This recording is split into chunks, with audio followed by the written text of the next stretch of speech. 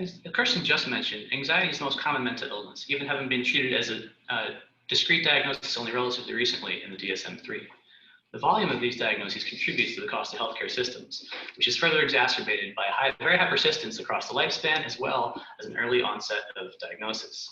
Together with depression, which frequently presents comorbid with anxiety, anxiety disorders cost an estimated $90 billion in personal healthcare costs within the United States alone. But there's also a substantial cost to human health. Anxiety disorders present frequently comorbid with depression, as I just mentioned. It's occurs about 50% of the time in anxiety disorders. There's a depression diagnosis as well. There's substantial overlap also with stress-related disorders, such as post-traumatic stress disorder, which is formerly considered an anxiety disorder until the DSM-4, and obsessive compulsive disorders as well. Substance use disorders are also often present comorbid with anxiety diagnosis. They also often present an overlap with somatic conditions such as epilepsy and irritable bowel syndrome. And there can also be a substantial impact on mortality.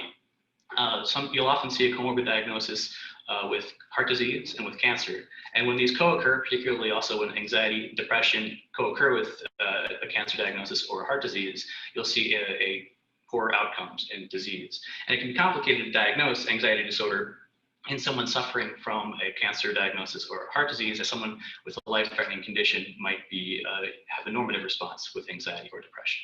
There are treatments available in the form of psychotherapeutics, pharmacotherapies, and there's cognitive behavioral therapy has shown some effectiveness in anxiety disorders, but there are also some concerns about treatment responses. Only half of adults and 1/3 of children will respond to existing treatments, and few ever remain in remission.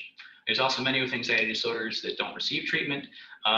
Untreated anxiety disorders have particularly bad outcomes with impaired general functioning, social relationships, and employment that can last for decades. Improving both access and treatment efficacy is essential for anxiety disorders.